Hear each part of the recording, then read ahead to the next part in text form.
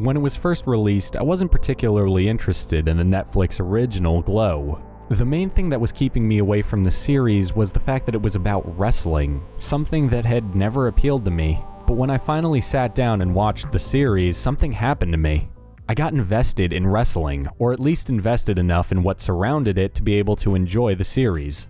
To me, this is the mark of a great show. Being able to glue a hesitant viewer to their TV isn't easy. The average Netflix user understandably doesn't want to try something different, and that goes double when it's about something they've only ever enjoyed in the context of an N64 game. But the way in which Glow got me to enjoy wrestling isn't groundbreaking. In fact, it's actually quite simple. It used its subjects to justify its subject matter, putting its characters first and allowing for their struggle to inform the action. This is about justice.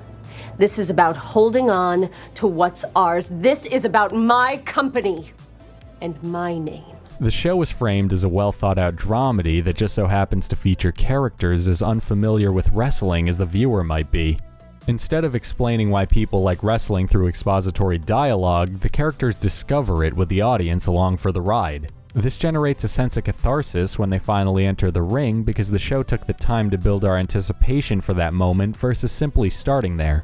Movies like Rocky and The Karate Kid are handled in the same exact way, being more about the build-up and journey to the fight than they are the actual confrontation. Both of those movies and Glow understand that the reasons for fighting are often more important than the actual fight. The same could be said for how the show's theme of female empowerment's handled.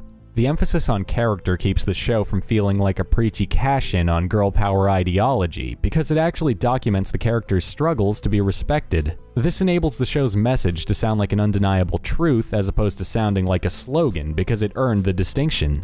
It's the difference between saying girls can do it too and women are just as capable as men. The message is undeniably important, but the reasons why it's important require emphasis in order for it to resonate with us.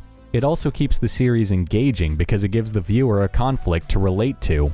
In my case, I may not be able to relate to being a she-wolf wrestler in the 80s, but I am able to relate to the way people stare at such a character like she's some sort of freak and how that makes her feel. I'm also able to relate to being passionate about doing something and having no one understand why, and the show's extended focus on this feeling is what got me attached to the story. It gave me the chance to draw connections between myself and the characters, and then walk out of the series feeling like I had grown alongside them.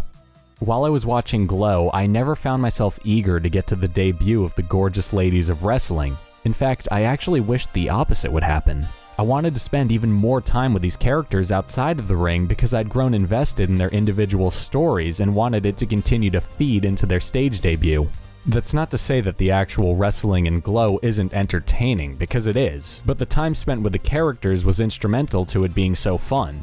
Making a viewer comfortable with something they don't enjoy is no small feat, but Glow accomplishes it marvelously through having memorable characters and giving us some great laughs.